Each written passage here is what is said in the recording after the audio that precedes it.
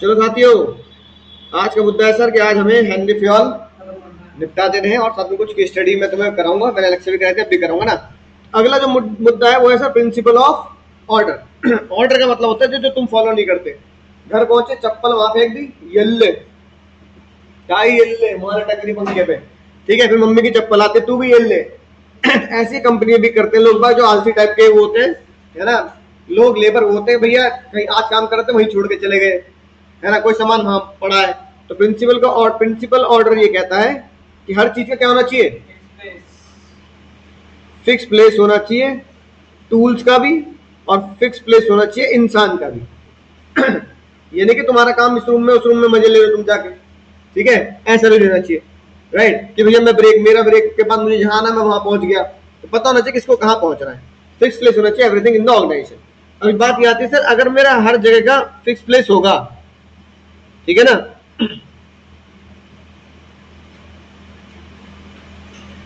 तो इससे क्या फायदे होंगे। अगर मैं फिक्स प्लेस करता हूं, टाइम वेस्ट नहीं होगा, चीजों को ढूंढने में टाइम वेस्ट नहीं होगा, और क्या फायदा होगा, बोलो भाई। सिस्टमैटिक लिखते हैं ना साथ साथ, सिस्टमैटिक क्या रहेगी बाबू, सिस्टमैटिक वर्किंग होगी। क्या होगी, systematic working.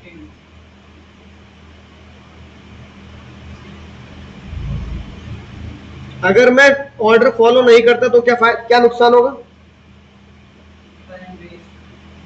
Time waste in search of tools,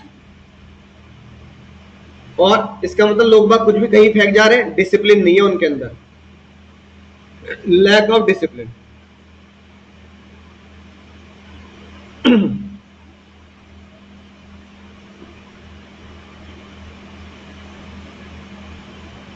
ठीक है।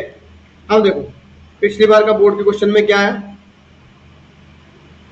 अजीब सा क्वेश्चन था, चौक इज फाउंड इन लाइब्रेरी।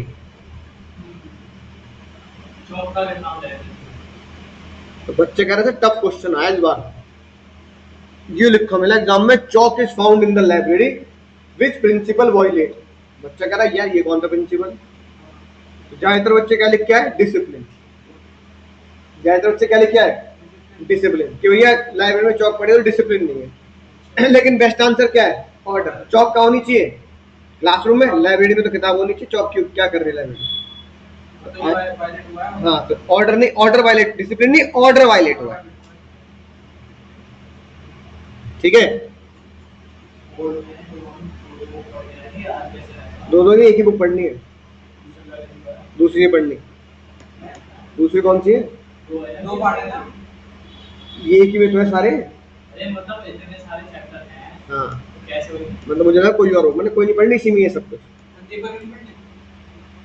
सब इसमें हो जाएगा, ठीक है। मेनली तो किसकी प्रैक्टिस करनी है, एनसीईआरटी के हेडिंग के साथ साथ केस स्टडी की प्रैक्टिस करनी है, सब केस स्टडी में लिख रखी है सारी, है ना। एक्स्ट्रा क्वेश्चन का होगा, एक्स्ट्रा क्वेश्चन दे दूंगा। आज मैंने ग्रुप पे भेजी एमसीक्यू किताबें दो।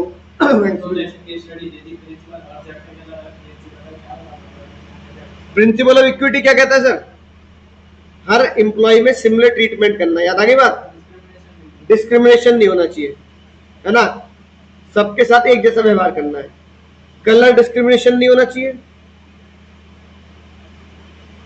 ठीक है। रीजन डिस्क्रिमिनेशन नहीं होना चाहिए, रीजन मतलब मैं साउथ इंडिया का, तू नॉर्थ इंडिया का, ठीक है। कोई कंट्री डिस्क्रिप्शन नहीं होना चाहिए, तुम गरीब कंट्री, है ना, अमीर कंट्री, राइट। कोई मेल फीमेल का डिस्क्रिप्शन नहीं होना चाहिए कि भैया मेल मेल को फेवर कर रहा है, फीमेल को फेवर नहीं कर रहा, ठीक है, ये नहीं होना चाहिए। हेनरी फ्योल ने बोला भाई ये करना बहुत जरूरी, डिस्क्रिमिनेशन नहीं होना चाहिए, ठीक है। Stability of tenure, stability of tenure में क्या आएगा, सफिशिएंट टाइम देना है किसको, हाँ वर्कर्स को सफिशिएंट टाइम देना है, वर्कर को सफिशिएंट टाइम देना है, क्या करने के लिए सर, काम करने के लिए, है ना। इसको बोलते हैं लेबर टर्नओवर होनी चाहिए कम। लेबर टर्नओवर का मतलब होता है लेबर का जल्दी जल्दी कंपनी को छोड़ के जाना, तो लेबर टर्नओवर होना चाहिए बाबू कम।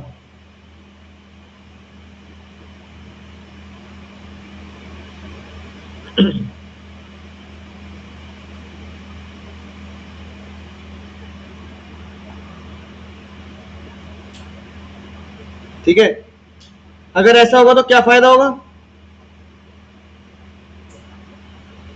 अगर लेबर को टाइम देंगे एडजस्ट होने का, time to adjust,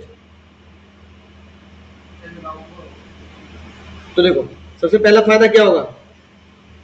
good relation होंगे, है ना? बोलो भाई, और क्या फायदा होगा?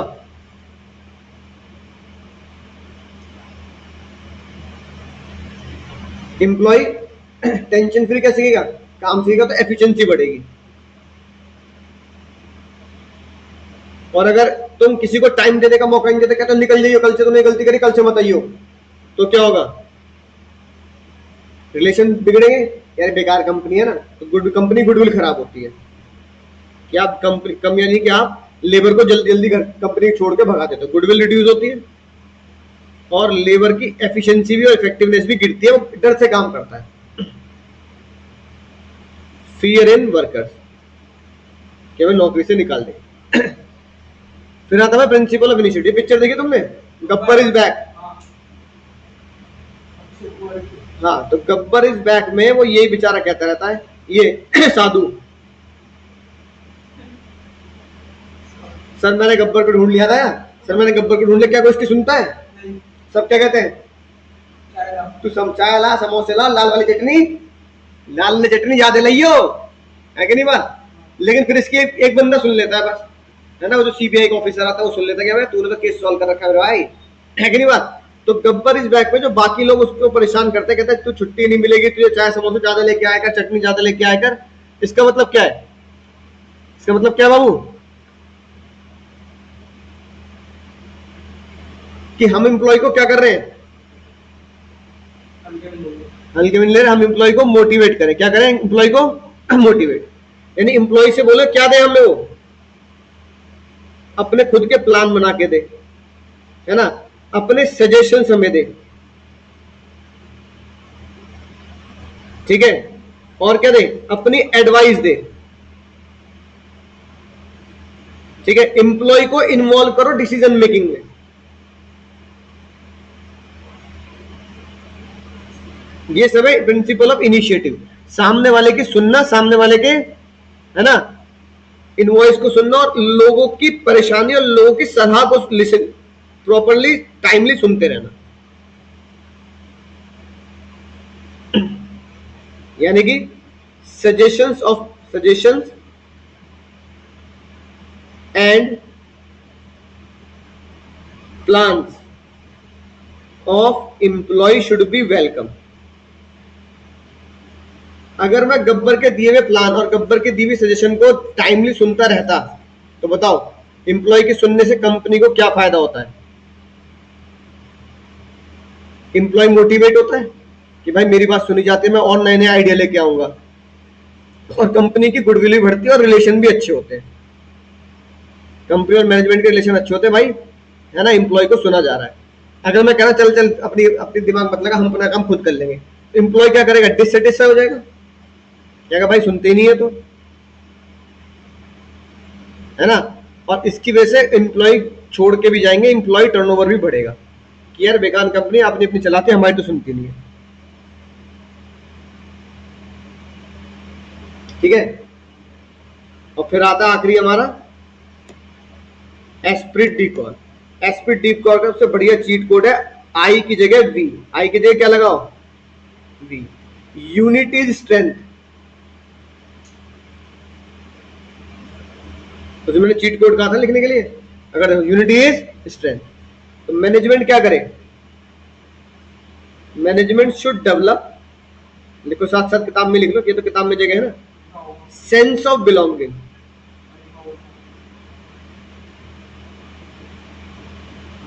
Sense of belonging and team work,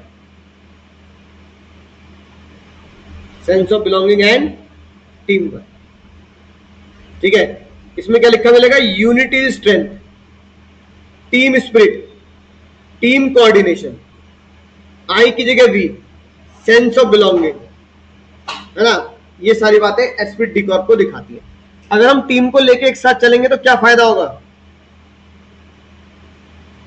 organisational goal achieve हो जाएंगे, दूसरा कोऑर्डिनेशन। कोऑर्डिनेशन बढ़िया होगा और ट्रस्ट भी बनेगा कि सब मिलके काम कर रहे हैं ना, तो ट्रस्ट बनेगा एक दूसरे को, है ना। और अगर हम कहें कि भैया कोई टीम में काम नहीं करना, अपना अपना काम खुद बोलो, कंपनी गोल ही अचीव नहीं होंगे कि कोई टीम में धोखाधड़ी कर रहे हैं ना सब, तो काम ही अचीव नहीं होगा, है ना। और एम्प्लॉय मे नॉट कोऑर्डिनेट, या एम्प्लॉय एक दूसरे की हेल्प नहीं करेंगे।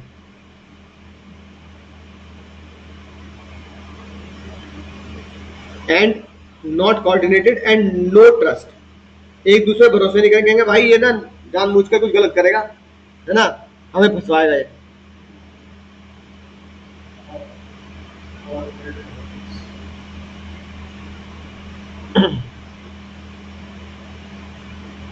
ठीक है भाई, समझ की बात। अब इसका चीट कोड वैसे तो है ना, चीट कोड इसका तो मैं बता देता हूँ, लेकिन मुझे पता है बच्चे ऐसे याद कर लेते हैं, पूरा पूरा आता नहीं। हेनरी फ्योल का जो बच्चा था ना, वो हेनरी फ्योल से बोला, पापा आपकी कंपनी है और आपकी कंपनी में ही लोग आपके कमरे में बिना पूछे घुस जाते हैं। Dad you are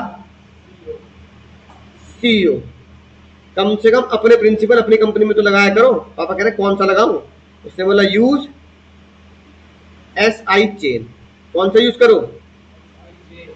SI chain, chain chain. D से डिवीजन ऑफ वर्क। पापा ए से अथॉरिटी एंड रिस्पॉन्सिबिलिटी। अगले डी से डिसिप्लिन। डिसिप्लिन का दूसरा लेवल क्या होता है? वादा निभाना, जो वादा किया है वो निभाना पड़ेगा। यू से यूनिटी ऑफ कमांड। इस वाले यू से unity of direction, one head one plan. हाँ, मारुति ओ होंडा स्कूटी और वो। आर से प्रिंसिपल ऑफ रेम्यूनरेशन, सुंदर पिचाई 2000 करोड़ रुपए, फेयर है, ठीक ठीक है। सी से सेंट्रलाइजेशन एंड डिसेंट्रलाइजेशन, दोनों में बैलेंस होना चाहिए। ई से अभी पढ़ाया एस्पिरिट डी कॉर्प। ओ से अभी पढ़ाया प्रिंसिपल ऑफ ऑर्डर। इस वाले एस से स्केलर चेन, है ना, ABCD स्केल में जाएंगे, लेकिन बीच में गैंग प्लैंक कर सकते हैं। शॉर्टकट बोलते गैंग प्लैंक, है ना। ई से इक्विटी अभी पढ़ाया, भेदभाव नहीं होना चाहिए। इस वाले एस से subordination of individual interest over general interest, है ना, अपने फायदे के लिए, अपने परिवार के फायदे के लिए कंपनी के पैसों का मिसयूज नहीं करना। आई से principal of initiative, Gabbar is back. और चेन से स्केलर चेन।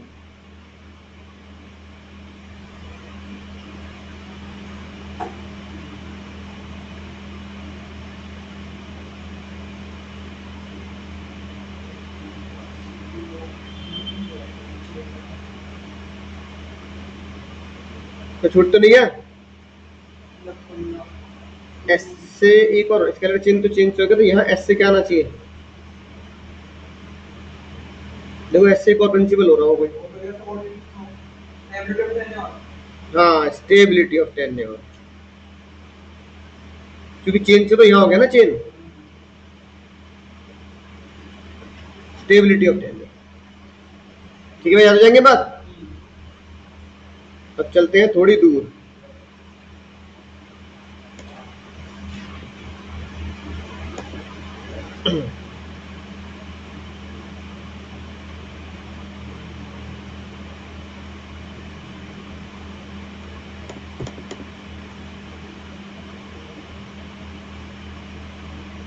क्वेश्चन नंबर 10 पे आते हैं, सबसे इंपॉर्टेंट क्वेश्चन 10।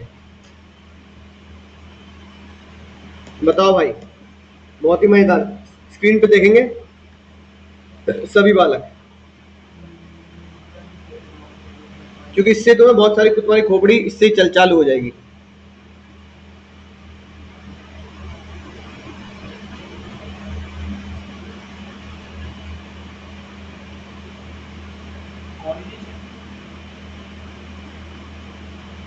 कोऑर्डिनेशन तो कोई प्रिंसिपल भी नहीं है।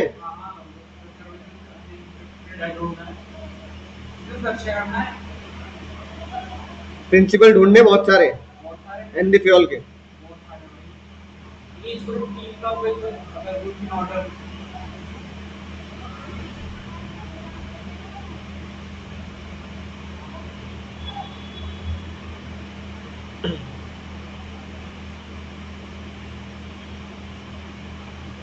सर्विस अनइंटरप्ट रहती है हमेशा। क्या बनेगा? डिसिप्लिन। डिसिप्लिन से काम करते हैं। राइट टाइम राइट प्लेस पे रहते हैं। डिसिप्लिन तो हो गया एक तरीके से। हाँ, डिसिप्लिन में आ गया ना। हाँ, ग्रुप, टीम, और ढूंढो। Spirit D Corp. और बताओ।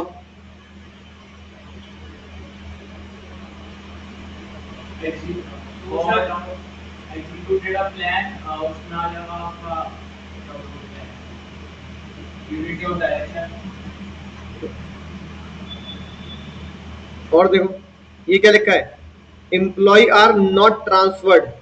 उन्हें जल्दी जल्दी ट्रांसफर नहीं करते। क्या बनेगा? अरे आज ही तो पढ़ा है, स्टेबिलिटी ऑफ टेन्योर। उन्हें निकालते नहीं है, भेजते नहीं है। ऐसे तो चीट कोड से पहचानोगे।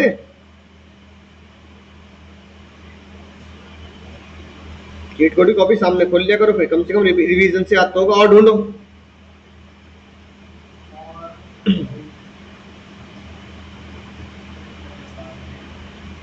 रूल्स भी डिसिप्लिन में आ जाएगा ना। रूल्स तो डिसिप्लिन में लिख दिए। नो अल्कोहल डिसिप्लिन तो हो गया।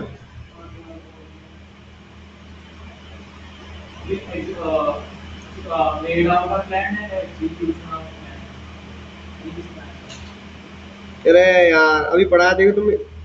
ये निकम्मे बालक हो, नहीं पहचानने में भी। ये क्या है बाबू? सजेशन। फिर हाँ, फिर principal of initiative. Gabbar is back.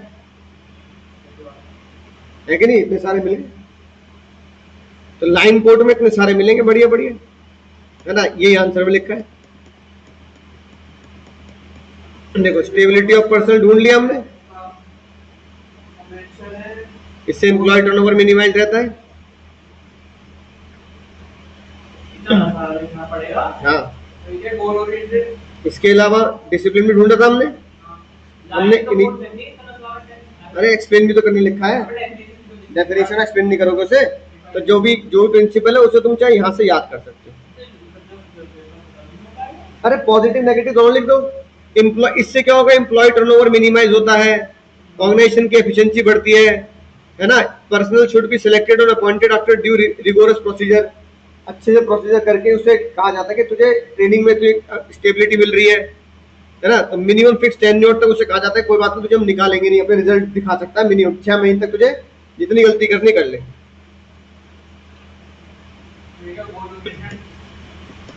ये सारे हमने ढूंढ लिए थे। वैल्यू से क्वेश्चन अब नहीं आएंगे। इसमें बताना फीचर नहीं, बस प्रिंसिपल बता दो। एक प्रिंसिपल पूछ रहा है बस।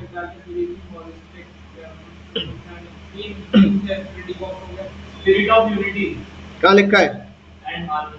टीम।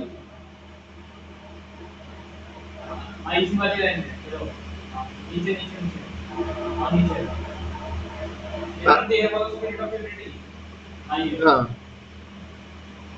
क्या बनेगा? Spirit D Corp. Spirit D Corp आसान था ये भी। फीचर अभी हम पढ़ेंगे जब पहचान लेंगे ना। 12 बहुत ही मजेदार।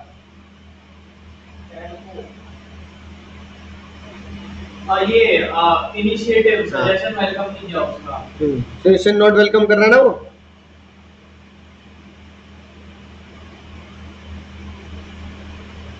उसमें प्लान होना है कॉस्ट कम करने के लिए। उसका टू रहने दे, हम आप कर लेंगे। तो कौन सा प्रिंसिपल वायलेट हो रहा है? Principle of initiative violated, principle of initiative violated, यहीं से याद कर लेना। Taking the step with the self motivation, worker should be encourage to develop the own plan, carry out the own plan and give suggestion to the company. Carry out the own plan, ये भी cheat code बनता है, carry out the own plan.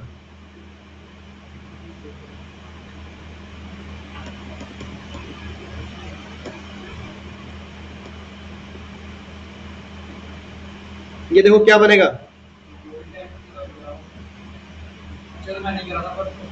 हाँ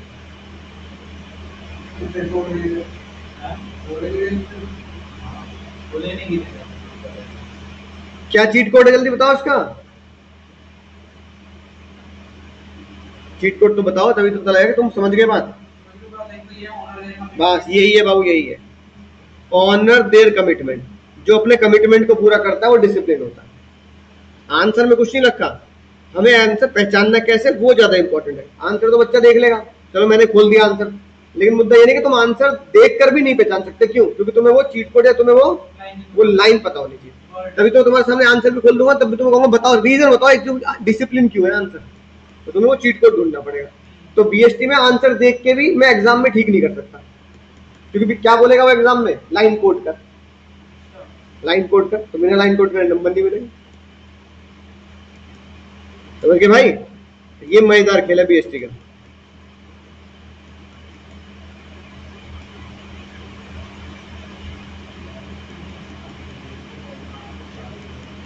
बताओ 18,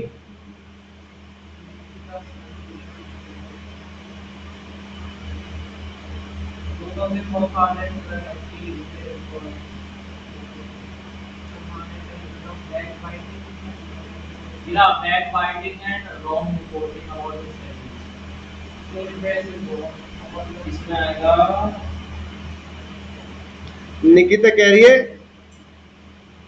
निकिता की performance बढ़िया है, लेकिन बॉस कह रहा है कि फिर भी सलमान को प्रमोशन मिलेगा, निकिता को नहीं मिलेगा, क्योंकि सबसे मेन चीज है ये, female would not be able to handle higher post, equity नहीं है ना। तुम्हें लग रहा है एक महिला तो हायर पोस्ट को नहीं संभाल सकते, निखिल संभाल लेगा, है ना। तो क्या होगा ये, प्रिंसिपल ऑफ इक्विटी, बराबरी का अधिकार नहीं दे रहे, जबकि निकिता ज्यादा बढ़िया परफॉर्म करती है। ठीक है, 19 देखो, एक की सैलरी 3, एक की सैलरी 4, बल्कि दोनों की क्वालिफिकेशन है सेम। भेदभाव हो रहा है नहीं हो रहा? भेदभाव का मतलब, भेदभाव का मतलब इक्विटी। समझ गए बाबू? अब तो तुम पक्के हो गए पहचानने में।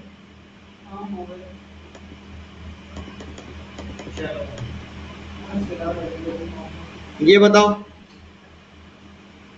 20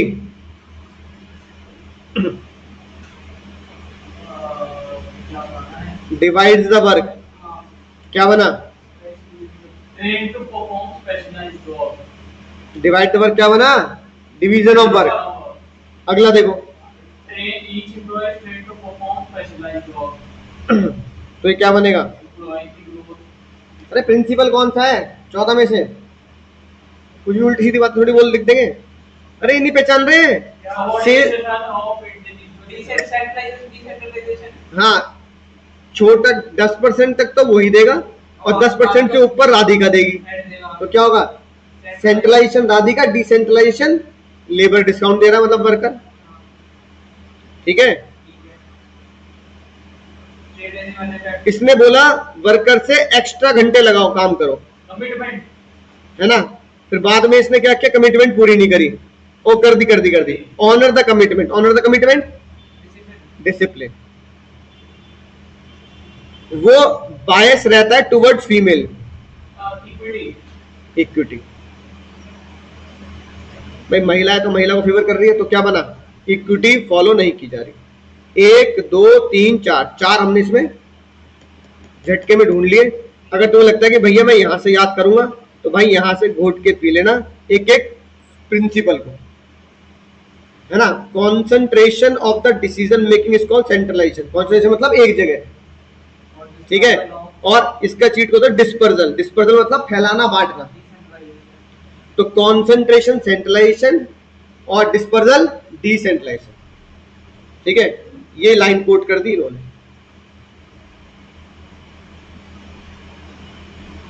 डिसिप्लिन को यहां से याद करना है, यहां से याद कर लेंगे।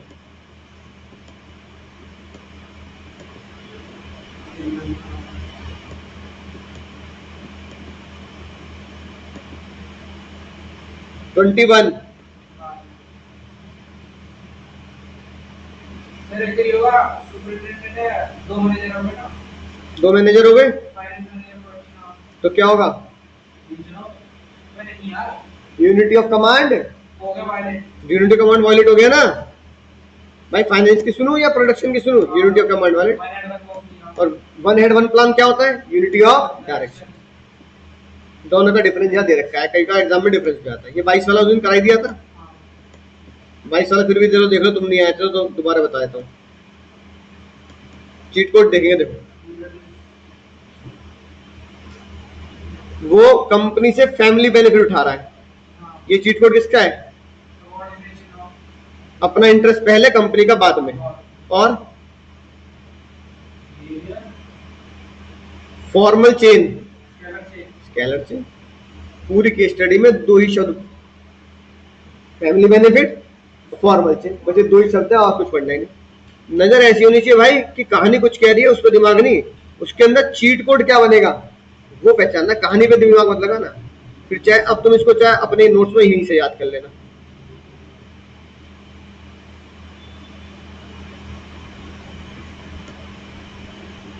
स्केलर चेन बना देंगे ऐसे, और नीचे क्या लिख देंगे कि अगर ई को ओ से बात करनी है तो गैंग प्लैंक यूज करके सीधा डायरेक्ट बात कर सकता है। सही, सभी हमने कर ही लिया था। 24 बताओ।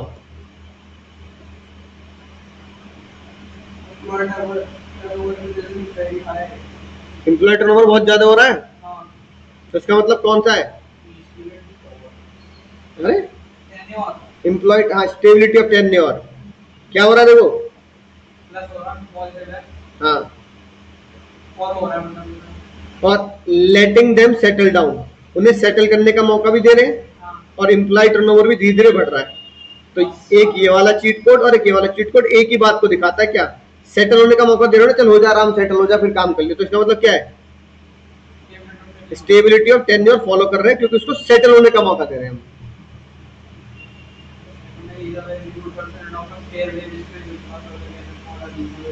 सही है, पैसे मिल रहे हैं, बिल्कुल बढ़िया, फेयर मिल रहे हैं, तो ये क्या होगा? Fair remuneration. सुंदर पेचे। और ये assign work on ad hoc basis, ये तो वैसे, ये तो गलती है ना उनकी, किसी को भी कोई भी काम सौंप देते हैं। एड हॉक मतलब रैंडम, है ना? तो तुलवे कर ले, ऐसा करो, आज आज आप मैथ पढ़ा दो, तो रैंडम काम मैथ की पढ़ा दो। एड हॉक वो होता है किसी को भी कुछ भी दे देना।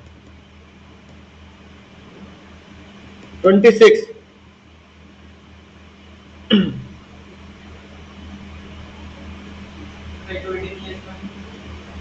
कैसे पता लगा? वही ना, फिक्स प्लेस नहीं है, अरे everyone is equal in size. नहीं, वो कह रही है हर चीज का फिक्स प्लेस है। ऑर्डर, फिक्स प्लेस मतलब प्रिंसिपल ऑफ ऑर्डर। और ढूंढो। सही बात, टी नहीं, आई, आई आएगा, गलती से टी आ गया। टी विद वी, आई लग कर देंगे। क्या हो गए? और ढूंढो। एवरीवन इज इक्वल, क्या हो गया? और कोई मिल जाएगा? ये इतना ही है बस, है ना? ठीक है, 1 2 3 इस तरीके से पूरी केस स्टडी पढ़ो तो पूरे पूरे पेज में आ रही है। लेकिन हमारे भाई किसी काम की नहीं है वो, हमें तो क्या करना है? हमें तो चीट कोड से मसला सॉल्व कर देना है। ठीक है, तो ये समझ लो प्रिंसिपल के मैंने लगभग तुम्हें सारे क्वेश्चन क्लास में करा दिए। ऑर्डर, एसपीटी का और इक्विटी हो गया। ये तो टेलर के प्रिंसिपल आ गए, ये टेलर के प्रिंसिपल आ गए, नहीं अगली क्लास 6 शुरू होंगे वो। हाँ, ठीक है दोस्त, राइट।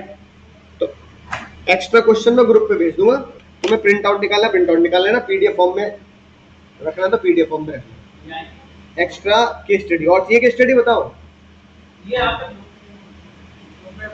ठीक है ग्रुप पे मैंने भेजी है आज, दो किताबें भेजी, चेक करो। Bye bye.